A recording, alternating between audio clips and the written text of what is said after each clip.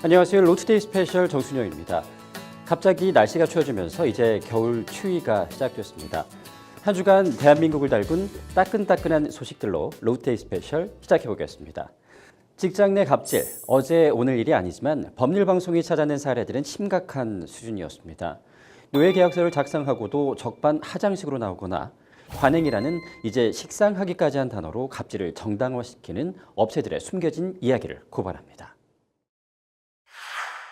웹하드 황제 양진호 회장 사건을 계기로 IT 업계에 만연한 폭행과 갑질 관행들이 수면 위로 드러나고 있는데요. 법률방송은 골물대로 굶은 IT 업계의 갑질 실태를 연속해서 보도해드리겠습니다.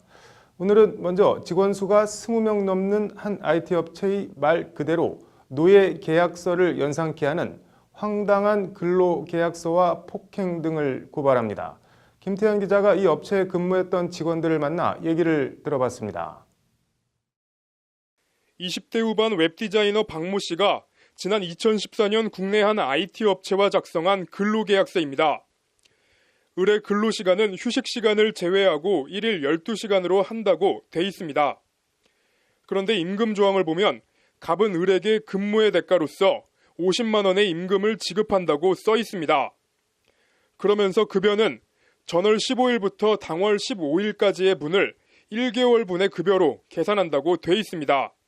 하루에 12시간씩 한 달 일하면 월급으로 50만 원을 주겠다는 게 근로계약서 내용입니다. 나이가 어렸으니까 다들 이런 식으로 계약하는 줄 알고, 그리고 거기 나와 있어도 이건 우리끼리만 갖고 있고 실제로 일은 이렇게 안 한다는 식으로 이렇게. 같은 IT 업체에서 2년 동안 일했던 김현우 씨는 근로계약서 자체를 아예 구경도 못했습니다. 계약서를 쓰지 않는 게 당연하다는 듯이 얘기를 했어요. 그러니까 너는 직원으로 살래? 너는 회사의 주인으로 살래를 강요를 하면서 회사의 주인으로 살려면 계약서를 쓰지 않는 게 당연하다는 듯이. 그나마 쓴 계약서, 그리고 실제로는 계약서대로 이렇게 안 한다는 업체 측의 말은 사실이었다고 합니다. 1일 12시간이 아닌 그보다 더 일하는 날이 훨씬 더 많았다는 겁니다. 근데 사실 계약서상 12시간이라고만 나와 있지 사실은 그보다 일을 더 했거든요. 저 말고도 다른 사람들도 다 그런 식으로 일을. 금연 약속을 지키지 않았다는 등 황당한 이유의 폭행도 다반사로 벌어졌습니다. 나는 분명 때리겠다고 했다. 우리 약속대로 널 때려야겠다면서 그 여직원분한테 폭행을 했어요. 다들 밖에서 그래도 쿵쿵 막 책상 넘어지는 소리랑 직원이 맞는 소리를 실제로 들었는데 아무도 못 말리고 그냥 듣고만. 더 황당한 건 업체 대표는 자신의 폭행을 무슨 훈장처럼 포장했다는 겁니다. 상식적으로 납득할 수 없지만 당시에는 일종의 세뇌 비슷한 상태였다는 것이 피해자들의 말입니다. 나 없이는 아무것도 아니라고, 너희는 다른 데 취직할 수도 없다. 내가 일감을 주면서 그나마 너희를 키워주는 거다. 그런 식으로 말을 계속해요. 그러면 나중에는 그거를 진짜 믿게 되는 거예요. 이런 이해할 수 없는 일들이 비일비재했다는 것이 박 씨의 주장입니다. 원래는 일부의 문제라고 생각을 했었는데 이제 사례가 들어보니까 너무 많은 거예요. 그리고 그 직원이 그만두면은 다른 또 인원을 충당해가지고 또 똑같은 짓을 실제 이 회사 단체 채팅방을 보면 대표는 팬다, 누가 쟤 좀 패라며 아무렇지 않게 폭행을 사주하는 발언을 합니다. 그럼에도 대표가 병신, 개돼지라고 욕을 해도 항의는커녕 직원들은 오히려 죄송합니다, 한 번만 더 기회를 주십시오라며 용서를 빌고 있습니다. 이제 다른 사람이랑 대화를 많이 안 하게 돼요. 여기 회사를 다니면은 계속 일이 너무 많으니까 다른 연락할 짬도 없고, 그래서 그냥 그런 생각이 갇히는 거예요. 이 업체 전직 직원들의 주장은 이게 정말 사실일까 싶을 정도로 황당하기까지 합니다. 취재진은 업체 대표의 입장이나 반론을 듣기 위해 회사를 찾아가고 연락처를 남기고 대표 휴대폰으로 여러 차례 연락을 취했지만 어떤 반론이나 답변도 들을 수 없었습니다. 법률방송 김태현입니다. IT 업계에 만연한 폭행과 갑질 관행. 그제 저희 법률방송에선 월급 50만 원 황당한 노예 계약서에 대해 보도해 드렸는데요. 오늘은 그나마도 지급하지 않는 IT 업체의 고질적인 상습 임금 체불 실태를 고발합니다. 회사 측의 답변을 보니 뻔뻔함을 넘어 당황스러움과 일종의 경이로움까지 느껴지는데요. 로투데이 심층 리포트 김태현 기자입니다. 법률방송이 그제 보도한 한 IT 업체의 근로계약서입니다. 하루 근무 시간은 휴게 시간을 제외하고 12시간, 월급으론 50만 원을 지급한다는 내용입니다. 더 어이없는 건 그나마 이 50만 원도 첫 달만 주고 1년 가까이 제대로 안 줬다고 합니다. 회사가 너무 어렵다. 기분으로 주겠다는 식으로 그렇게 계속 미뤄왔어요. 그리고 퇴직 후에 더 달라고 그랬더니 이제 투자 받으면 주겠다. 견디다 못해 관할 노동청에 신고했지만 노동청에 나온 회사 측의 답변은 법인 등록을 하지 않았기 때문에 월급을 주지 않았다는 황당 그 자체였습니다. 어떤 말씀이냐면 당시에는 법인이 없었어요. 사업자도 없었고 스타트업이었거든요. 당시에는 사업자도 아니었고. 너무도 당당한 황당한 답변에 노동청 근로감독관이 오히려 당황해 되묻습니다.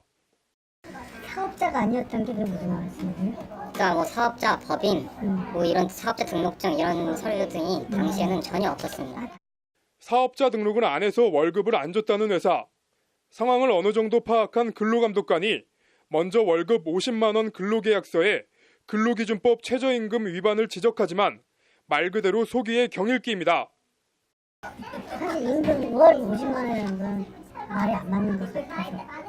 근로자인데 근로자이면 결국엔 저희가 그것에 대해서 수익이 발생했을 때 지급하는 거죠. 무슨 일에 건에 대해서 이만큼 이렇게 뭐 지급을 한다 이렇게 하는 거죠. 월 지급을 하셔야 되는 거죠. 최저 임금. 월급 50만 원짜리 근로계약서의 위법 여부를 떠나 그나마 그것도 왜 지급하지 않았냐고 묻지만 업체 측은 이제 근로계약서 효력 자체를 부인합니다. 이건 뭐예요? 이 근로계약으로서의 효력이 있냐 이거죠. 아니 지금 이사님이 잘못 생각을 하시는 거지. 이건 최저임금을 해서 지금 급여가 발생돼야 되는 문제인데 법적으로. 아니 그게 왜 잘못 생각하는 거죠? 무슨 말인지 전혀 이해가 안 되는데. 너무도 무책임하고 뻔뻔하기까지 한 답변에 급기야 근로감독관의 언성이 높아집니다. 출퇴근했어요 안 했어요? 출퇴근을 한 게 맞아요. 그러니까 저희 사무실에 온 건 맞는데 죄송한데 일을 못 시키고 성과를 못 낸 거에 대해서는 회사 책임인 것이에요. 그게 회사가 아니라요. 그러니까 회사인 실체가 아무것도 없다니까요. 지금 아니, 여기 주식회사 하는 게 없다고요. 어떻게 할 거예요? 그거 없는데. 아니 왜 이걸 이해를 못 하시지? 답답하네. 대화라고 할 수도 없는 대화는 그걸로 끝이었습니다. 그나마 50만 원짜리 근로계약서라도 쓴 경우엔 노동청에 찾아가 하소연이라도 하고 얼마라도 받아낼 수 있지만 그나마도 안 쓴 경우엔 그야말로 속수무책 당할 수밖에 없습니다. 사실상 저는 숙직 생활을 하면서 근데 그것을 이제 증명할 길이 전혀 없어요. 왜냐하면 기록이 없거든요. 실질적으로 확인할 게 없네. 너 구두로 약속했던 것 같은데? 라고 얘기를 하면서 그냥 사측에 의해 사측의 손을 들어준 거죠. 임금 체불과 폭행 등 갑질에 대한 해명을 듣기 위해 업체 측을 찾아갔지만 반응은 싸늘했습니다. 저희 할 말 없고요. 취재 응할지도 않을 거니까 알아서 가세요. 저희 쪽 변호사를 통해서 얘기해요. 문제의 업체는 이미 폐업했고 지금은 임금 체불 업체와 전혀 상관없는 회사라는 해명입니다.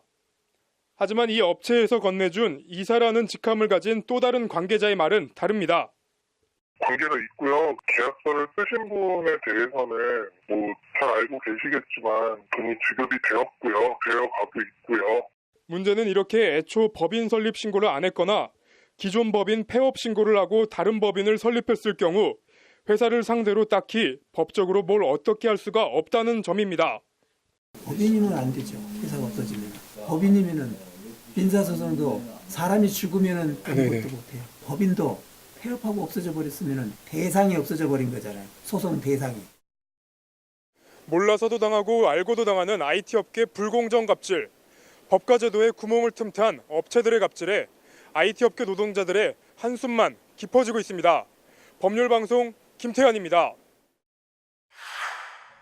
수십 명의 더 페이스샵 점주들이 오늘 본사인 LG 생활건강 광화문 사옥 앞에서 LG 생건이 갑질을 일삼고 있다는 규탄 대회를 열었습니다.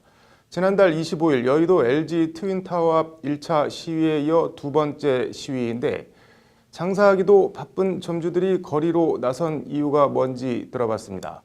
김정래 기자의 심층 리포트입니다. 가맹점이 먼저다. 차석영 물러나라. 검은 마스크를 쓴 70여 명의 더 페이스샵 점주들이 LG 생활건강 광화문 사고 앞에 모였습니다. 손에는 정도경영, 윤리경영, 가맹점은 속아봤다, 생활고에 피 마른다 등의 내용이 적힌 피켓이 들려 있습니다. LG생건이 점주들을 상대로 마른 걸레 쥐어짜듯 갑질을 일삼고 있다는 것이 점주들의 주장입니다. 저희 가맹점주는 배운 것은 없어도 정직하게 살아왔으며 본사만 믿고 그저 묵묵하게 현장에서 최선을 다한 죄밖에 없습니다. 무엇이 상생이고 무엇이 정도 경영이라 말입니까? 이들 점주들이 문제 삼는 건 크게 세 가지 정도입니다. 먼저 과도한 세일입니다. LG생건 본사에서 매출을 늘리기 위해 업소들 간 세일 경쟁을 유독, 사실상 세일을 강요하고 있다는 겁니다. 온라인 마켓과의 제품 공급가 차별도 도마에 올랐습니다. 박리담회식으로 온라인 쇼핑몰에 제품을 밀어내다 보니 오프라인 업소들은 세일을 해도 가격 경쟁에서 당할 수가 없다는 것이 점주들의 하소연입니다. 훨씬 더 저렴하기 때문에 싸기 때문에 매장에는 사기꾼 소리 듣습니다. 심지어는 와서 째려보고 갑니다. 이게 현실이죠. 이 밖에도 세일로 인해 차감된 판매 금액을 점주들에게 현금이 아닌 포인트, 즉 사이버머니로 지급해주는 과정에서 부가세, 카드 수수료 등을 일방적으로 점주들에게 떠넘겨 수익률을 떨어뜨리거나 가맹점 매출 대비 본사가 일방적으로 정한 제품 매입률 미달시, 반성문 성격의 사유서 강요, 시위 점주들을 명예훼손 등으로 고소하겠다고 겁박하는 등 LG생건이 갑질을 일삼고 있다는 것이 점주들의 주장입니다.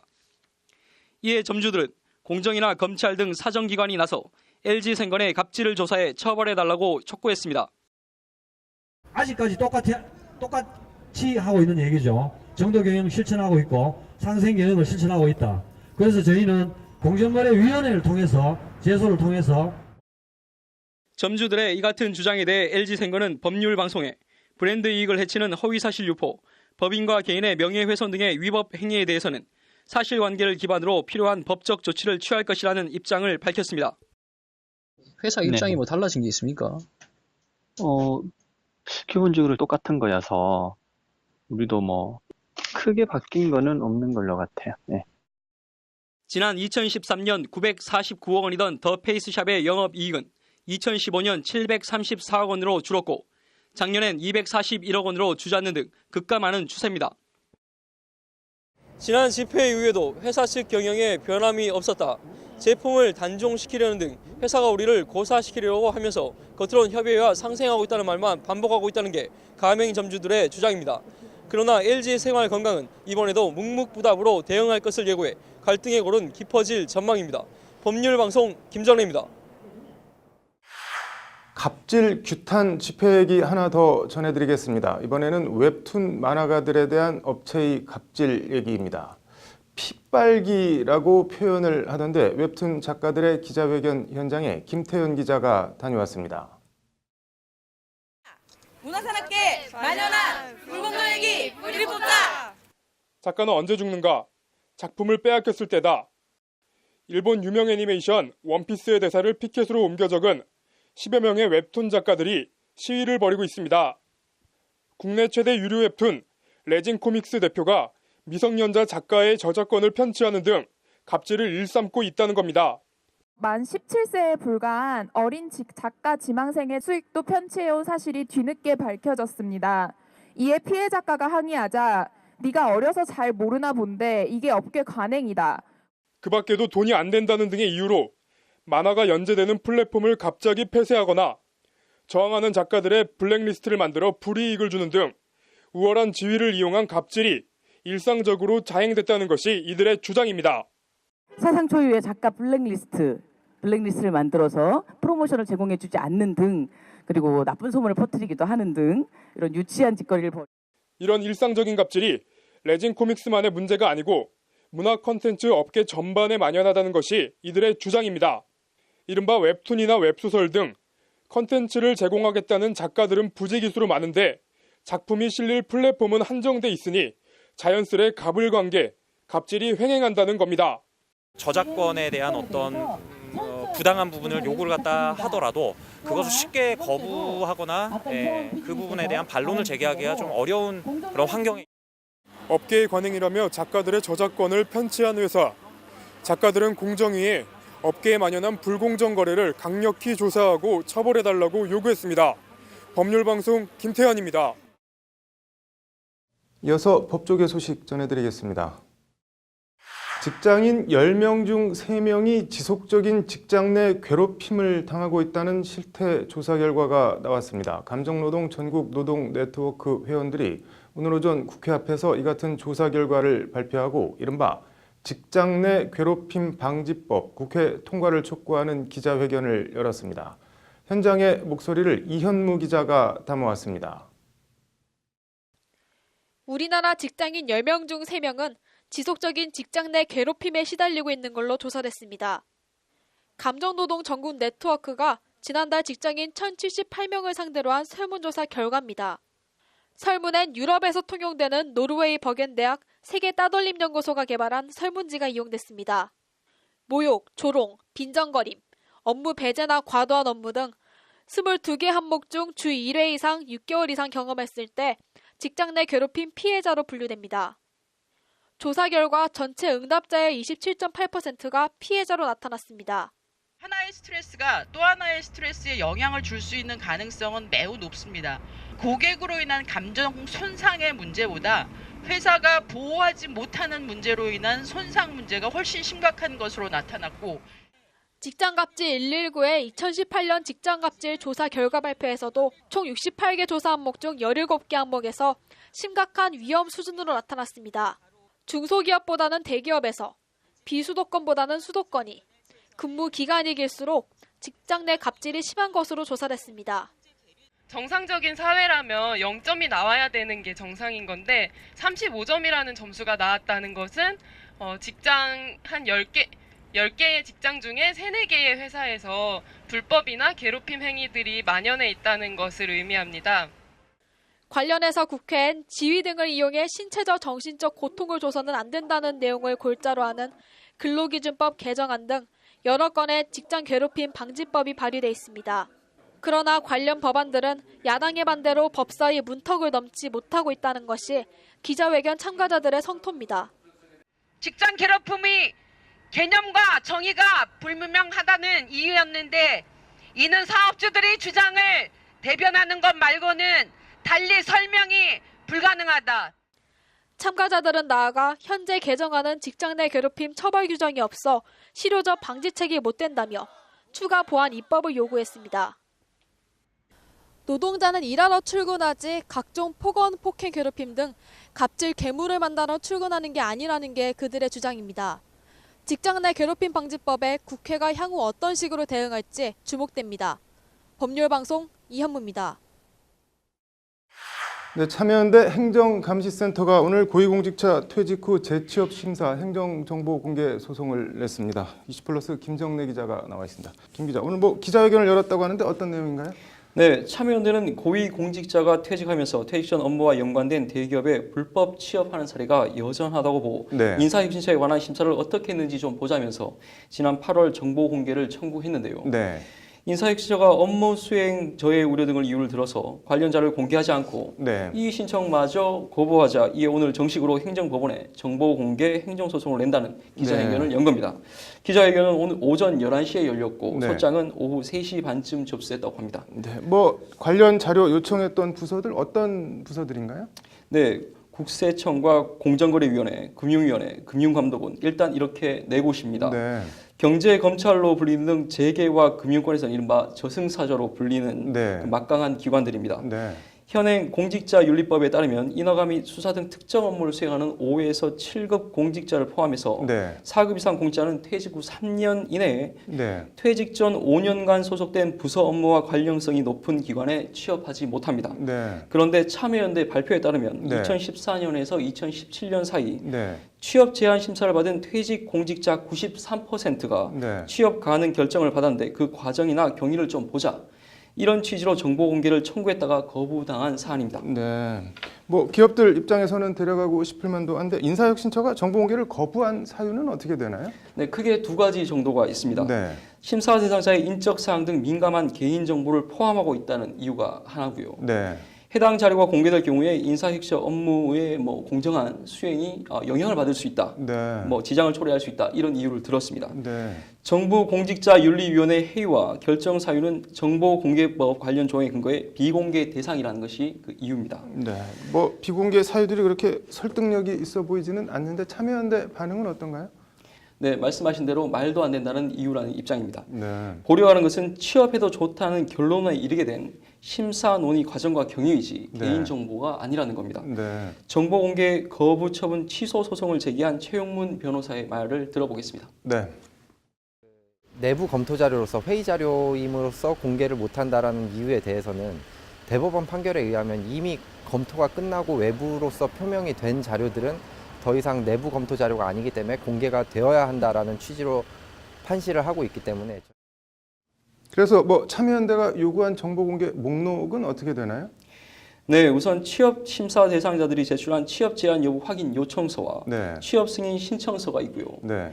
심사 대상자의 소속 기관장이 제출한 취업 제한 여부 확인 요청에 대한 검토 의견서, 네. 취업 승인 신청에 대한 검토 의견서도 포함되어 있습니다. 네. 여기에 정부공직자윤리위원회가 심사 요청에 따라 실시한 취업 제한 여부 확인 및 취업 승인 심사, 일제조사에 적발된 이미 취업자를 대상으로 한 취업 제한 심사를 진행해 내린 결정의 사유서 또는 결정 사유가 기술된 회의록 등 말 그대로 재취업 심사 과정과 결론을 속속들이 다 알 수 있는 내용들이 포함됐습니다. 네, 뭐 소송을 냈다고 하니까 재판 결과를 지켜봐야겠네요. 오늘 잘 들었습니다. 사법행정권 남용 의혹 검찰 수사가 급물살을 타고 있습니다. 박병대 전 법원 행정처장이 연이어 소환되면서 구속영장 청구 여부에 관심이 집중되고 있는데요. 국회에서는 연루된 법관들의 탄핵소추 등을 놓고 논의가 이어지기로 했습니다. 현장 분위기를 전해드립니다. 양승태 대법원장 시절 법원 행정처장을 지낸 박병대 전 대법관이 전직 대법관으로는 처음으로 오늘 피의자 신분으로 검찰에 공개 소환됐습니다. 공개 소환 현장을 취재한 장한지 기자가 현장 분위기와 박 전 대법관에 대한 구속영장 청구와 발부 가능성 등을 짚어봤습니다.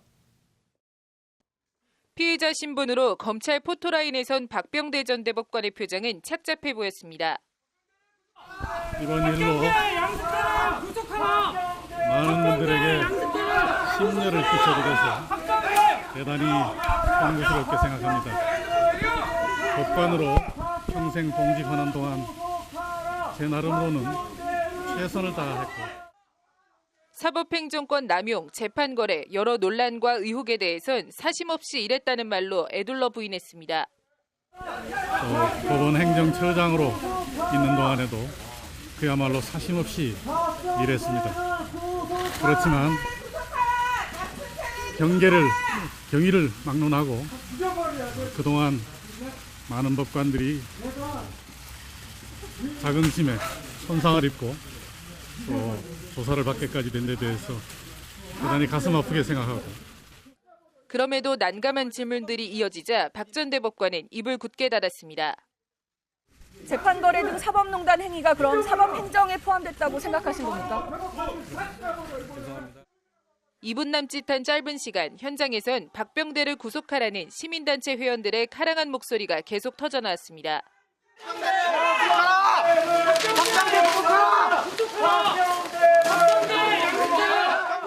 검찰 안팎에선 이미 구속한 임종원 전 법원 행정처 차장 구속영장에 박 전 대법관을 공범으로 적시한 만큼 박 전 대법관에 대해서도 영장을 청구할 가능성을 높게 보고 있습니다. 전직 대법관에 대한 구속영장 청구는 사법사상 지금까지 단 한 번도 전례가 없는 일입니다. 지난번처럼 무조건 영장을 기각하고 이런 식으로 나올 것 같지 않고 이제는 좀 협조를 하는 식으로 나오지 않을까. 왜냐하면 이미 국민의 여론이 확정적으로 바뀌어가고 있는 상황이기 때문에. 반면 이미 수사가 마무리 수순으로 접어들고 있고 관련 자료나 증거들이 상당 부분 확보된 만큼 증거인멸이나 도주 우려가 없다는 점을 들어 영장을 기각할 것이란 전망도 만만치 않습니다. 검찰은 임종원 전 법원 행정처 차장 공소장에 박병대 전 대법관과 양승태 전 대법원장을 공범으로 적시한 바 있습니다. 박 전 대법관이 검찰 조사에서 윗선의 지시를 인정하는 취지의 진술을 할지 주목됩니다. 법률방송 장한지입니다. 국회 사법개혁특별위원회가 오늘 전체 회의를 열고 법원, 법조개혁 소위와 검찰, 경찰개혁 소위 두 개의 소위 구성을 완료했습니다. 일단 닻은 올리고 출발은 했는데 갈 길이 험해 보입니다. 소위 구성을 완료한 사개특위 전체 회의는 사법 행정권 남용 판사 탄핵 등을 놓고 공방을 주고받았습니다. 심층 리포트 장한지 기자가 취재했습니다.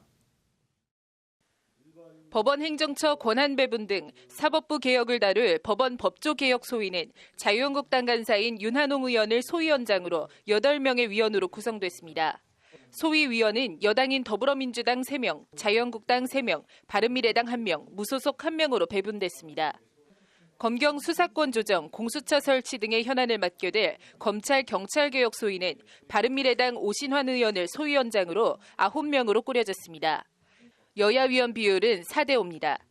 잘 의견을 조율하고 합의를 도출해서 시대적 과제인 검경 수사권 조정과 또 공수처 신설과 관련한 여러 내용들을 다루고 꼭 성과를 낼 수 있는 소위 구성을 끝내자마자 사개특위 전체 회의는 전국법관대표회의에 사법행정권 남용 판사 탄핵 결의를 두고 시끌시끌했습니다. 자유한국당은 전국법관대표회의가 정말 전국법관들을 대표하는지 판사회의의 대표성 자체를 문제 삼아 따져 물었습니다. 헌법과 법률을 위반한 구체적인 사실이 있어야 탄핵을 할 수 있다고 이제 돼 있는데 여론을 감안해서 탄핵했다고만 이렇게 이제 추상적으로 얘기하고 있습니다. 이 부분에 대해서 이런 탄핵이 가능한 건지. 관련해서 동료 법관을 탄핵하자고 의결한 판사회의를 탄핵하자는 김태규 울산지법부장 판사가 법원 내부통신망에 올린 글, 또 법원 행정처 폐지 등을 제시한 사법발전위원회 후속 추진단 안을 두고 법원 내부 의견 수렴이 필요하다고 김명수 대법원장이 밝힌 데 대해 김수정 추진단장이 사법개혁 후퇴징후라며 대법원장을 공개 비판한 것 등도 도마에 올랐습니다. 사법행정권 남용 문제에 대해 법원이 내부 갈등과 혼선을 보이거나 사법부 개혁에 미적거리고 있는 것 아니냐는 지적입니다. 따라서 추진단이 열심히 안을 만든 건데 오히려 이제 그 안에 대해서 다시 법원 내부 구성원들의 의견을 수렴하겠다고 하니까 이렇게 되면 결국은 그 추진단이 만든 안이 의미가 없어지는 것 아니냐라는. 이에 대해 안 처장은 법원 구성원 의견 수렴은 필요한 절차라며 사법개혁에 저항하는 게 아니라고 선을 그었습니다. 안을 보고 어느 안이 더 좋은 안인지 그건 선택의 문제가 아닌가 싶습니다. 네. 물론 법원에서도 굳이 그걸 개혁적인 것을 후퇴시킨다 그런 의사는 전혀 없고 더 개혁적일 수도 있고 덜 개혁적일 수도 있겠는데 좋은 안을 만들기 위해서. 두 개의 소위를 구성한 사개특위는 주요 사법개혁 사안 논의에 속도를 낸다는 방침입니다. 12월 말 활동이 종료되는 사개특위가 여야 간 이해관계 간 이견을 좁히고 성과를 남길 수 있을지 주목됩니다. 법률방송 장한지입니다. 경찰이 일간 베스트의 여친 인증 범죄에 대해 수사에 나섰습니다. 디지털 시대의 초상권 침해와 잊혀질 권리, 해법은 없는 걸까요? 법적 쟁점을 분석해봤습니다. 네, 이른바 일베 여친 인증에 대해 경찰이 수사에 착수했습니다. 윤수영 변호사의 이슈 속 법과 생활입니다. 윤 변호사님, 어서 오세요. 일베 여친 인증, 이게 뭔가요? 일베의 여친 몰카 인증 사진이 등장하기 시작한 게 지난 19일 새벽부터인데요. 네. 이용자들이 돌연 여친 인증, 전 여친 인증 이런 제목으로 글과 몰카 사진들을 올리고 있는 것입니다. 네. 그래서 이 내용을 보면 일상생활 중에 여자친구를 몰래 촬영한 것으로 보이는 사진이 있고요. 네. 또 숙박업소에서 찍은 것처럼 보이는 특정 신체 부위를 네. 노출한 사진들이 포함이 되어 있는데 부분적으로 얼굴을 가린 사진도 있지만 얼굴이 노출된 사진도 있고요. 네. 이에 대해서는 이용자들이 댓글로 그 여성을 평가하기도 한다고 합니다. 뭐 경찰이 일베에 대해서 압수수색영장을 신청했다고 하는데 혐의가 어떻게 되나요? 네, 이제 경찰은 성폭력 범죄 처벌 등에 관한 특례법, 카메라 등 이용 촬영 위반 혐의로 일베 서버에 대해서 네. 압수수색 영장을 신청했고요. 네. 만약에 문제의 사진들이 불법 촬영물이 된다면은 네. 1차적으로는 작성자가 책임을 지고요. 네. 2차적으로 운영자가 이것을 방치했을 경우에는 또 네. 처벌이 가능할 것으로 보입니다. 궁금한 게 얼굴 노출 없이 뭐 신체 특정 부위만 올렸다든지 아니면 얼굴은 뭐 모자이크를 하고 뭐 올렸다든지 몰카를 올렸다든지 이런 것도 처벌을 받나요? 어떻게 되나요? 네, 요즘 최근에 그 사이버 성폭력의 심각성이 대두가 네. 되고 있는데요. 물론 이제 당사자의 허락 없이 촬영하는 것 자체는 모두 도둑 촬영, 네. 도찰이 되지만 모든 도찰을 또 불법이라고 볼 수는 없습니다. 네. 예를 들면 길거리에서 사진 촬영을 하다가 대다수의 얼굴이 찍힌 네. 사진을 찍었다던가 이런 경우에는 뭐 그 불법 촬영의 성립 요건 자체가 성립하지 않게 되고요. 네. 이것을 뭐 인터넷상에 올렸을 경우에는 초상권 침해나 네. 정보통신법 위반에는 해당될 소지가 있을 수 있습니다. 네. 그래서 이제 단순히 촬영 자체를 불법으로 보기는 힘들기 때문에 네. 그 촬영물이 성적 수치심을 유발할 여지가 있는 사진이나 동영상인가가 네. 중요한 쟁점이 될 수 있겠는데요. 이러한 경우에는 그것을 자체로 올리는 것은 범죄가 되고요. 네. 아까 말씀드렸던 초상권 침해나 정보통신법 위반법에도 추가로 또 위반될 네. 소지가 있겠습니다. 그래서 뭐, 이 예. 성적인 수치심을 유발할 수 있는지에 대한 기준이 중요한데 이게 사실은 좀 모호할 수 있다는 네. 것이 좀 문제가 되겠습니다. 그럼 뭐 찍힌 사람이 특정이 안 돼도 처벌이 가능하다는 말씀인 건가요? 그러니까 이제 음란물 유포죄 같은 경우에는 네. 그 자체가 친고죄가 아니기 때문에 네. 당사자의 신원을 특정할 필요가 없고요. 뭐 시민단체 고발도 네. 처벌이 가능하다고 보이기 때문에 네. 그 처벌 범위가 늘어날 수 있습니다. 네. 그래서 뭐 시민단체나 제3자의 고발을 통해서도 음란물 유포죄의 경우에는 처벌할 수가 있습니다. 네. 뭐 음란한 사진은 아닌데 뭐 사귀면서 동의해서 찍은 건데 얘 내 전 여친이다 뭐 어떻게 보냐 뭐 어떤 애다 이렇게 해서 올린 거 이런 거는 어떻게 되나요? 이제 상대방의 허락을 받고 올렸다고 할지라도 네. 이제 음란물로 인정이 되면은 음란물 유포죄가 성립이 되는데요. 네. 이 경우에는 뭐 이제 특정 부위가 노출이 됐는지와 상관없이 네. 인정이 될 수 있는데 뭐 이제 음란한 사진이 아닐 경우에는 사실 그 네. 상대방이 특별하게 문제를 삼지 않는 한 처벌에 좀 어려움이 있을 수 있겠습니다. 네. 뭐 상대방이 만약에 문제를 삼더라도 이거 뭐 옛날 너랑 나랑 합의해서 찍은 건데 내가 내 맘대로 올리는데 무슨 상관이냐 해도 처벌을 할 수가 있는 건가요? 어떤 건가요? 이제 음란물로 인정이 될 경우에는 네. 뭐 음란물을 촬영한 자체 그리고 그 의사에 반해서 유포한 자체의 범죄가 성립될 여지가 있는데요. 네. 그 밖의 경우에는 사실 현행법상으로 규율하기에는 그게 쉽지 네. 않은 부분들이 있을 수 있습니다. 뭐 사진들의 뭐 모욕적인 악성 이른바 품평 댓글이라고 하던데 그 단 네티즌들은 뭐 처벌할 수가 있나요? 어떤가요?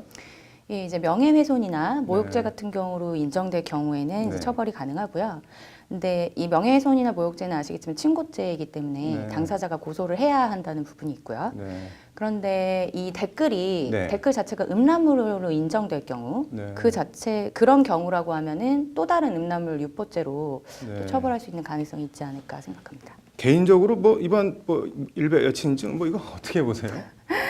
예, 일단 지금 그 사이버 성범죄와 네. 관련해서 저희 이제 법 체계에 좀 보완해야 될 부분이 있다고 생각을 하고요. 네. 크게 이제 가해자가 있겠고 그 문제가 된 네. 해당 정보가 있겠고 그 정보를 매개하는 플랫폼 사업자가 네. 있을 수 있는데요.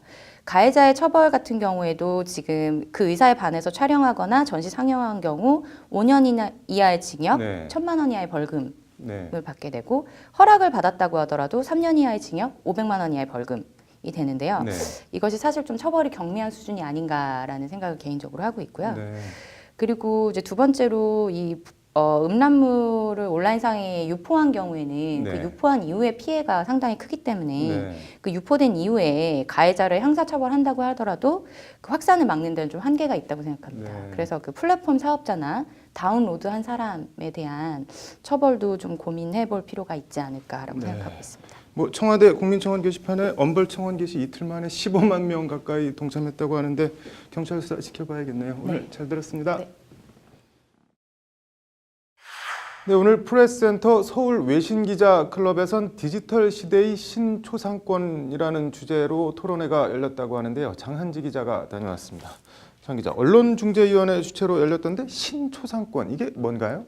네, 사전적 의미의 초상은 네. 사진이나 그림 따위에 나타낸 사람의 얼굴이나 모습을 말하는데요. 네. 일반적으로 얼굴뿐 아니라 이제 사회 통념상 특정인임을 식별할 수 있는 신체적 특징을 포함해서 설명됩니다. 네. 초상권은 이 초상을 보호하는 권리를 말하는데요. 네. 말이 조금 어렵긴 하지만 초상권은 내가 나로 특정되거나 구분되는 것과 관련되는 권리 정도로 이해하시면 될 것 같습니다. 네. 뭐 지금 말한 건 전통적 의미의 초상권인 것 같은데 디지털 시대 초상권은 뭐가 더 다른 게 있나요?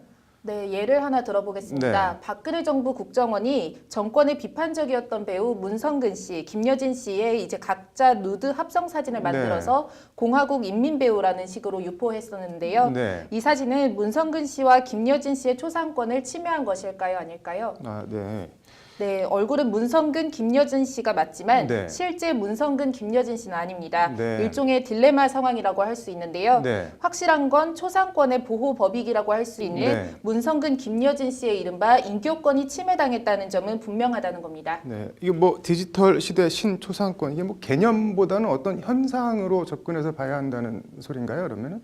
네, 페이스북 같은 SNS를 통한 이른바 초연결 사회, 네. 이러한 새로운 디지털 시대의 도래가 이 초상권이라는 인격권의 법적 성격을 완전히 새로운 문제로 바꿔놓은 것인가, 네. 아니면 테크놀로지의 진화로 인해서 초상권 침해의 피해 범위가 양적, 질적으로 한층 더 확대되는 문제인지 이것을 구별해볼 필요가 있다는 것이 오늘 발제를 맡은 이수종 언론중재위 교육본부장의 말인데요. 네. 초상권 이 개념에 대한 문제가 아니라 네. 초상권 침해가 발생하는 과정과 관련된 다양한 현상의 문제라는 것이 이수종 박사의 말입니다. 네, 뭐 말이 좀 어려운데 다양한 현상의 문제, 구체적으로 뭐 어떤 문제라는 건가요? 네, 새로운 초상권 침해 현상을 크게 세 가지로 구분할 수 있는데요. 네. 우선 첫 번째로 어제부터 크게 논란을 빚은 일베의 여친 신체부 인증처럼 네. 비밀 촬영이나 원격 촬영 등 찍히지 않을 권리를 침해당하는 몰카 문제가 있을 수 있고요. 네. 다음으로는 앞서 언급한 문성근, 김여진 씨 사례처럼 네. 디지털 기술을 이용한 초상의 이제 제작, 합성 유포 등 그전에는 없었던 새로운 형태의 초상권 침해 문제가 있습니다. 네. 나아가 잊혀질 권리, 지워질 권리로 상징되는 인터넷 어딘가에서 떠돌고 있는 나의 몰카나 초상에 대한 삭제 이슈가 있습니다. 네, 이게 뭐 사안들이 하나하나 다 만만치 않아 보이네요. 네, 현재의 초상권 법리가 디지털 기술 사회에서 생산되는 이러한 다양한 초상권 침해 현상을 어떻게 보호할 수 있는가가 이제 본질적인 문제이자 오늘 토론의 개최 취지입니다. 네. 원론적으로 디지털 기술 사회에서 초상권 문제 해결을 위해서는 네. 이 초상권의 보호 대상과 보호 범위에 대한 논의와 정의가 우선적으로 이루어져야 한다는 것이 토론 참석자들의 진단입니다. 네. 관련해서 두 번째 발제를 맡은 장태영 서울 서부지법 판사는 네. 세밀하고 정교한 이른바 이익 형량에 따라서 보호 범위를 설정해야 한다고 밝혔습니다. 네, 뭐 구체적으로 좀 더 설명을 해주시면 어떤 내용인가요?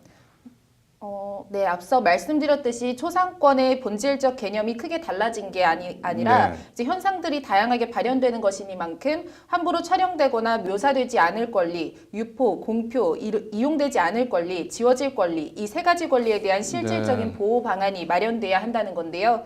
현재 법 체계는 이렇게 달라진 디지털 환경을 제대로 반영하지 못하고 있다는 것이 참석자들의 진단입니다. 네. 장태영 판사는 이와 관련해서 판결은 날씨에 영향을 받지 않아야 하지만 기후에는 영향을 받아야 한다는 이제 긴즈버그 미국 연방 대법관의 말을 인용하면서 네. 기존 법 체계와 법리에 대한 비판적 검토가 필요하다고 강조했습니다. 네, 뭐 잊혀질 권리, 유포되지 않을 권리, 뭐 구체적인 방안들이 좀 강구됐으면 좋겠네요. 오늘 잘 들었습니다. 지난주에 이번 주도 서울의 지옥철 9호선의 문제점을 파헤쳤습니다. 끔찍한 사고를 불러왔던 통학 차량 불법 썬팅 문제, 달라진 게 있는지도 함께 확인해 봤습니다. 보다 편리하고 안전한 교통수단 이용을 위한 해법을 모아봤습니다. 무슨 건강식품 이런 것도 아니고 지하철의 다단계라는 말은 처음 들어보는데요. 오늘 서울 지하철 9호선 노동조합이 9호선 다단계 위탁 운영을 중단하라는 집회를 열었습니다. 어떤 내용인지 현장을 이현무 기자가 취재했습니다. 서울 지하철 9호선 노조는 출퇴근 시간이면 어김없이 이른바 지옥철로 바뀌는 열악한 9호선 환경에 대한 반성과 고백으로 집회를 시작했습니다. 사실을 알리면 해고를 당할까 봐 무서워 시민 여러분들께 알리지 못했습니다. 그동안의 수익을 시민 여러분들께 재투자를 하지 않고 자기들 나라로 가져가는 국부 유출을 보면서 우리는 회사가 무서워 아무 말도 하지 못했습니다. 국부 유출, 지하철 9호선 1단계 신논현역에서 개화역 구간 운영을 두고 하는 말입니다. 지하철 9호선을 관할하는 서울시는 서울시 메트로 9호선에 9호선 1단계 사업 시행을 위탁했습니다. 시행자인 서울시 메트로 9호선은 이름에 서울시가 들어가 있긴 하지만 서울시와는 상관없는 민간 자본회사입니다.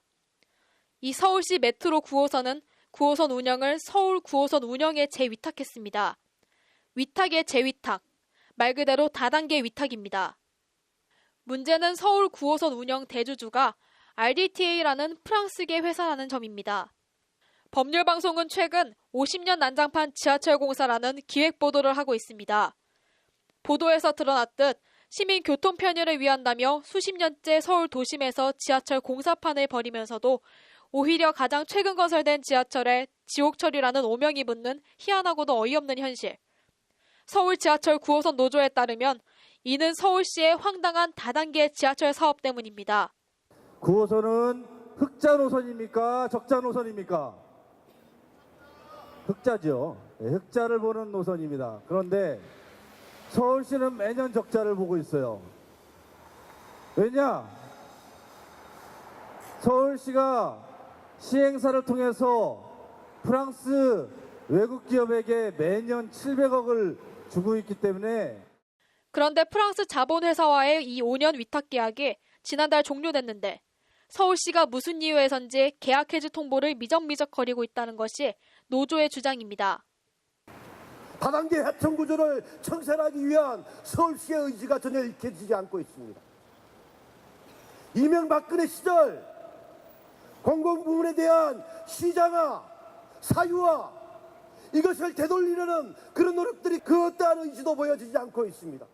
이에 지하철 9호선 노조는 서울시의 9호선 직영을 요구하며 다시 프랑스 회사와 재계약할 경우 파업에 들어갈 수밖에 없다고 서울시를 압박했습니다. 지하철 9호선 노동자들이 투쟁이 향후 민자 사업의 재정 사업 전환 시금석이 될 수 있을지 주목됩니다. 법률방송 이현무입니다. 지난 7월 어린이집 통학 차량에 4살 여자아이를 방치해 숨지게 한 혐의로 재판에 넘겨진 통학 차량 인솔교사와 운전기사 등에게 금고형, 실형이 선고됐다는 소식 어제 전해드렸는데요. 끔찍한 사고 이후 어린이집 통학 차량들은 달라진 게 있을까요? 저희 법률방송에서 어린이집이나 아이들 학원 차량, 불법 썬팅 실태에 대한 시청자 제보를 받아봤습니다. 로투데이 현장기획 장한지 기자입니다. 10차선 도로 위에 실력업, 레벨 점프업이라고 적혀있는 노란색 어린이 학원버스 한 대가 서 있습니다. 버스 앞창에는 어린이 보호 차량이라는 스티커가 붙어 있습니다. 그러나 정작 보호받아야 할 어린이는 보이지 않습니다. 짙은 불법 썬팅으로 멀리서는 물론 가까이서 들여다봐도 내부가 보이지 않기 때문입니다. 학원버스 뒤에 서 있는 어린이집 통학 차량도 짙은 불법 썬팅으로 안이 보이지 않는 건 마찬가지입니다. 또 다른 어린이집 통학버스입니다. 4-5살 어린아이들이 버스에 하나둘씩 올라탑니다. 실버 계열의 불법 썬팅으로 창을 바른 이 통학버스는 어린이 수십 명이 탔지만 차량 옆에서 봐도 아이들의 윤곽조차 보이지 않습니다. 무슨 유행이라도 되는지 이 같은 실버 계열의 불법 썬팅 차량은 도로 위에서 어렵지 않게 발견할 수 있습니다. 아이들을 태우기 위해 아파트 앞에서 기다리는 차량도, 도로 위를 달리는 차량도, 주차 중인 차량도, 어떤 어린이집 차량이 더 짙게 썬팅을 했나, 내기를 했나 싶을 정도로 시커멓게 썬팅이 돼 있어 차량 내부가 전혀 보이질 않습니다. 왜 하는지 잘 모르겠고 애초에 저 썬팅을 그렇게까지 해야 될 필요가 있나. 계속 뉴스에도 애들 막 차 안에 갇혀서 뭐 더워서 죽고 막 이런 거 뉴스 보면은 아무래도 안전상의 문제에 있어서 별로 좋지 않다고 생각합니다. 실제 지난 2014년 교육부가 어린이집 통학 차량 썬팅 실태를 전수조사한 결과 전체 67,363대 가운데 측면 유리를 과도하게 썬팅한 차량이 전체의 61.5%나 됐습니다. 어린이집 차량 10대 가운데 6대는 불법 썬팅 차량이라는 얘기입니다. 어린이 통학차 같은 그런 차량에 대해서는 그 법 개정을 통해서 규제를 강화하고 여기에 대한 처벌도 강화하는 부분으로 이렇게 접근을 해야 됩니다. 이런 어린이집 차량 불법 썬팅은 단순히 불법 썬팅으로 끝나는 게 아니라 각종 어린이 안전사고로 이어진다는데 문제의 심각성이 있습니다. 지난 7월 경기도 동두천의 한 어린이집 통학 차량에 4살 여자아이가 7시간 넘게 방치돼 열사병으로 숨진 사고가 대표적입니다. 인솔교사와 담임교사, 운전기사, 원장 등 어린이집 누구도 아이가 펄펄 끓는 차에 죽어가고 있는 걸 몰랐습니다. 실제 2년 전 경기도 광주 어린이집 사망사고의 경우 운전기사가 세차를 하면서도 짙은 썬팅으로 차량 내부를 보지 못했다고 진술한 것으로 확인됐습니다. 썬팅에 대한 정도가 일반 자가용보다도 훨씬 더 얇게 해줘야 되고요. 밝게 해줘야 된다는 거죠. 왜냐하면 성인들이 바깥에서 확인하거나 관리를 안 해주게 되면 사고가 발생할 수가 있기 때문에 이 때문에 청와대 국민청원 게시판에는 어린이 보호 차량 불법 썬팅을 규제해달라는 목소리가 끊임없이 올라오고 있지만 정작 어린이집을 관할하는 보건복지부는 소 닭보듯 남일 얘기하듯 합니다. 저희 복지부에서는 썬팅 관련해가지고 실태조사를 한다고 나간 게 없거든요. 아니, 저희는 전혀 그 어린이집 통학 차량에 뭐 썬팅 관련 실태조사를 한다거나 뭐 그렇게 계획 나간 게 없습니다. 그건 저희 쪽이 아니라 그거는 그 도로교통법상이나 아니면 자동차 규칙에 관련 거라서 경찰청 아니면 관심이나 성의가 없어 보이긴 경찰도 마찬가지입니다.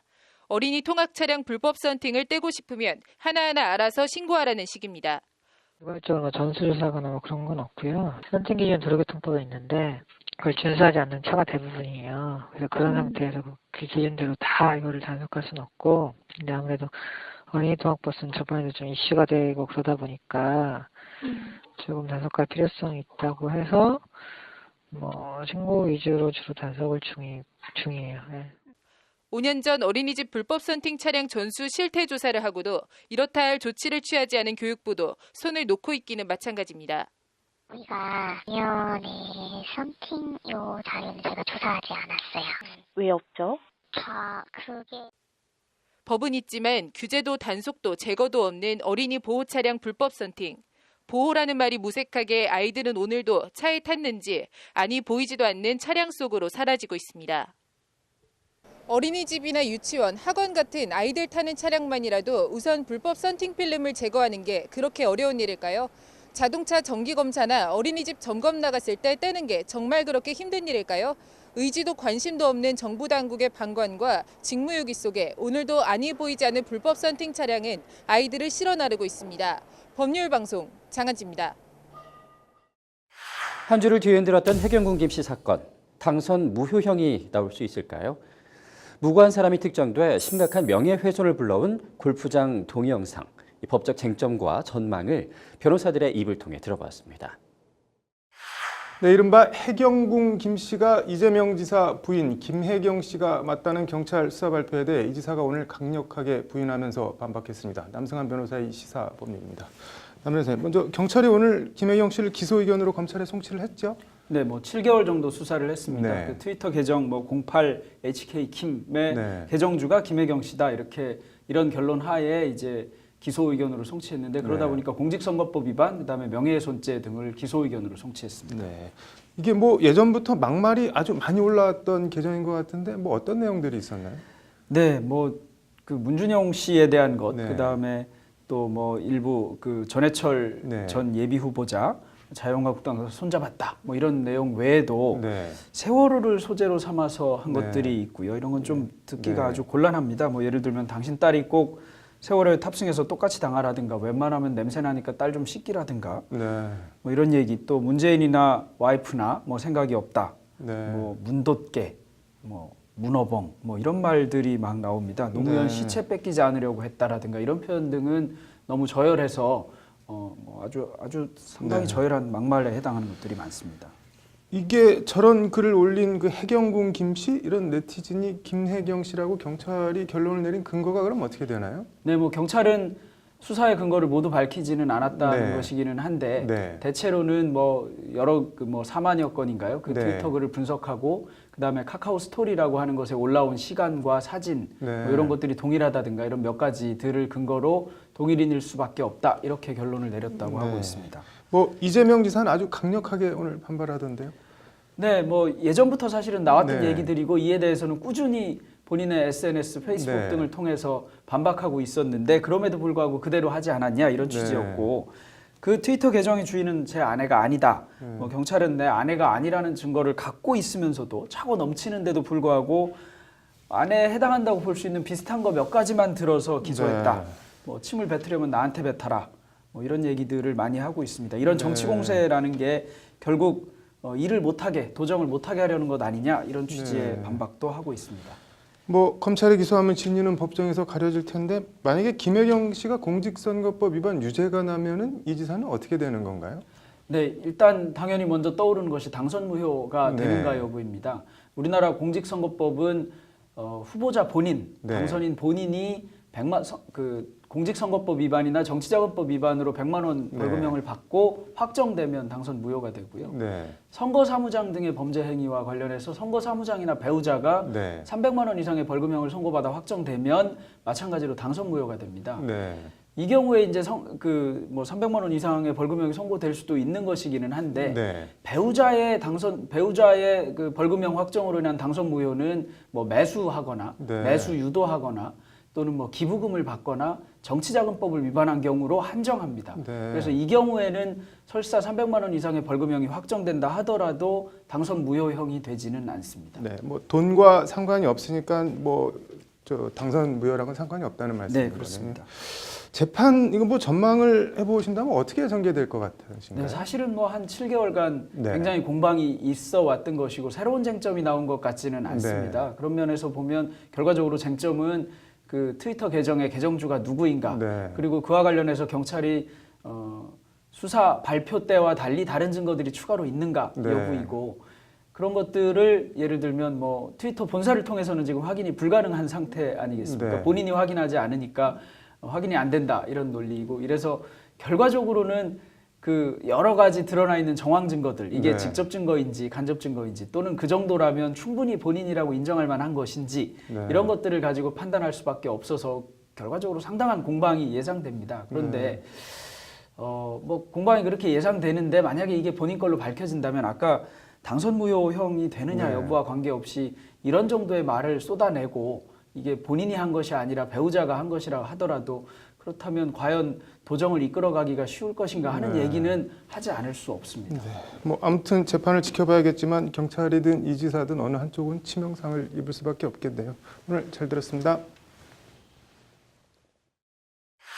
네, 야외 골프장에서 남녀가 성관계를 하는 장면이 찍혀 인터넷에 유출된 이른바 골프장 동영상 얘기해 보겠습니다. 이호영 변호사의 뉴스와 법입니다. 이 변호사님, 골프장 동영상 이게 뭔가요? 네, 일단 골프장 동영상이 최근에 그 증권가를 중심으로 그 모 증권사 전직 부사장이 그 증권사의 애널리스트와 그 골프장에서 성관계를 한 동영상이 지금 돌고 있다. 이런 찌라시가 지금 돌면서 이슈가 됐고요. 이게 뭐 골프장에서 남녀가 그 대낮에 그 성관계를 벌이는 그 영상을 직접 그 삼각대를 이용해서 그 셀프 촬영을 했다는 점에서 사실 좀 충격적인 그런 동영상이 지금 유포가 되고 있다고 합니다. 이게 뭐 찌라시 내용이 맞나요? 증권가 찌라시? 일단은 사실은 뭐 우리가 확인할 수는 없고요. 그 실제로 그 증권가 찌라시에 지금 이제 피해자라고 그 동영상의 그 주인공이라고 지금 언급되고 있는 그 증권사 부사장이 경찰에 신고를 해서 지금 조사가 진행 중인 걸로 알고 있습니다. 뭐 뭘로 신고를 한 건가요? 자기가 아니라는 건가요? 동영상 유포자를 처벌해 달라는 건가요? 네, 일단은 좀 이분은 이 동영상에 그 등장하는 남성은 자기가 아니고 누가 이게 근거도 없이 악성 찌라시를 퍼뜨리고 있는지 꼭 찾아낼 것이다. 뭐 선처는 없다. 이렇게 이야기하고 있고요. 그리고 실제 해당 영상에 등장하는 그 여성이 같은 증권사 애널리스트라고 지금 찌라시에 돌고 있는데 이 부분에 대해서도 이 피해자는 명백한 허위 사실이다. 본인은 이 여성과 일면식도 없고 재식 당시 한 번도 만난 적도 없다. 이렇게 강조를 했다고 합니다. 그 동영상 최초 유포자를 만약에 찾아내게 되면 이 사람 뭐 어떤 처벌을 받나요? 뭐 처벌을 피할 수 없을 거고요. 이게 이제 동영상은 이제 정보통신망법에 보면은 그 음란한 부호, 문헌, 음향, 화상 또는 영상을 배포, 판매, 임대하거나 공공연하게 전시하거나 그 내용을 유통하면 안 된다는 내용이 그 정통망법 그 44조의 7 제1항 1호에 나와 있고요. 이를 위반하면 1년 이하의 징역 또는 1천만 원 이하의 벌금에 처해질 수 있습니다. 뭐 SNS나 인터넷에 이렇게 공개적으로 올리는 게 아니고 뭐 아는 사람이나 뭐 지인들한테 야 이런 게 한번 봐라 하면서 이렇게 보내는 거, 개인적으로 보내는 거, 이거는 어떻게 되나요? 이렇게 개인적으로 보내는 것도 사실 네. 그 범죄 행위가 될 수 있기 때문에 네. 좀 조심을 해야 될 것 같습니다. 네. 이제 뭐 대량으로 게시판에 뭐 이제 네. 흔히 말하는 헤비 업로더라고 네. 하죠. 이렇게 대량으로 배포를 하면 이제 더 처벌에 있어서 더 강력하게 처벌을 받는 거고요. 네. 단순하게 지인에게 몇 명한테만 보냈다 이렇다고 해서 뭐 면책되는 건 아니기 때문에 네. 이런 부분을 좀 주의해야 될 것 같습니다. 네. 하나 더 궁금한 게 증권가 찌라시, 만약에 이게 허위 사실 유포라면 이런 건 처벌 안 받나요, 찌라시는? 네, 그게 이제 정통망법 44조 1항에 네. 보면 그 이용자는 사생활 침해 또는 명예훼손 등 타인의 권리를 침해하는 정보를 유통시켜서는 안 된다라는 네. 조항이 있고요. 또 44조의 7 불법 정보의 유통 금지 조항이 있습니다. 네. 여기에 보면은 사람을 비방할 목적으로 공공연하게 사실이나 거짓의 사실을 드러내어 타인의 명예를 훼손하는 내용의 정보도 불법 정보라고 해서 네. 유통을 하면은 마찬가지로 처벌을 받을 수 있습니다. 근데 이 찌라시 이거는 좀 최초 작성자를 특정하기가 쉽지 않은 거 아닌가요?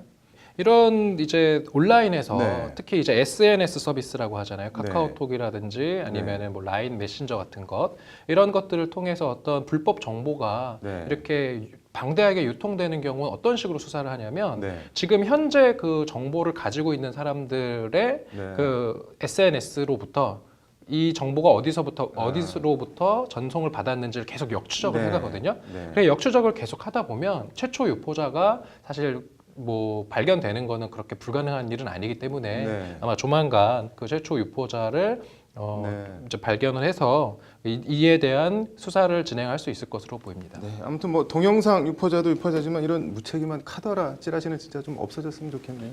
오늘 잘 들었습니다. 그 어느 때보다 억울하고 비합리적인 사회고발 뉴스가 많았던 한 주였습니다. 법률방송은 앞으로도 사회 곳곳에 숨겨진 부조리들을 밝혀서 발빠르게 전달해드리겠습니다.